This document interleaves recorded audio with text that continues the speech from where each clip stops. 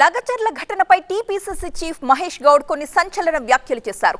లగచర్ల ఘటన వెనుక కేటీఆర్ ఉన్నారని ఆరోపించారు మహేష్ గౌడ్. లగచర్ల ఘటనలో కేటీఆర్ శిక్ష అనుభవించాల్సిందే అని, కుట్రలో భాగంగానే కలెక్టర్పై దాడి చేశారని, కేటీఆర్ ఫోన్ కాల్ తరువాతే నరేందర్ రెడ్డి కార్యకర్తల్ని రెచ్చగొట్టారని అంటున్నారు ఆయన. లగచర్ల ఘటనలో ప్రభుత్వం కఠిన చర్యలు తీసుకోవాలంటూ డిమాండ్ చేశారు మహేష్ గౌడ్. కల్వకుంట్ల తారక రామారావు గారు అధికారం కోల్పోయినటువంటి బాధ సహనంలో ఎక్కడికక్కడ వారి కార్యకర్తలను రెచ్చగొడుతూ ప్రభుత్వం చేపడుతున్నటువంటి అభివృద్ధి కార్యక్రమాల్ని అడ్డుకోవడమే లక్ష్యంగా ముందుకు పోతా ఉన్నారు.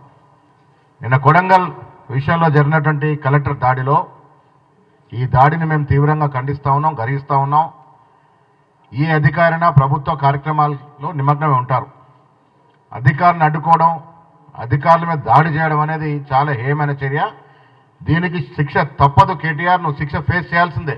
నేను కేటీఆర్ని సూటిగా అడుగుతా ఉన్నాను, ఆ ప్రాంత వాసులు గారు అక్కడ వాళ్ళకి భూములు లేవు, వాళ్ళ భూములు పోవట్లేదు, ఎందుకు వారు దాడి పడాల్సి వచ్చింది?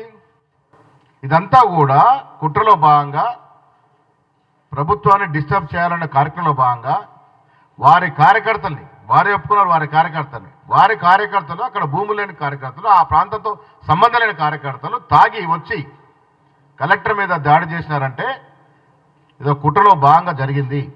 కేటీఆర్ ఫోన్ కాల్ పోయిన తర్వాతే ఇక్కడ నరేందర్ రెడ్డి గారు వారి కార్యకర్తల్ని రెచ్చగొట్టి ఉసిగొలిపి కలెక్టర్ మీద దాడికి పాల్పడ్డారు. కాబట్టి దీంట్లో మొదటి ముద్దాయి కేటీఆరే.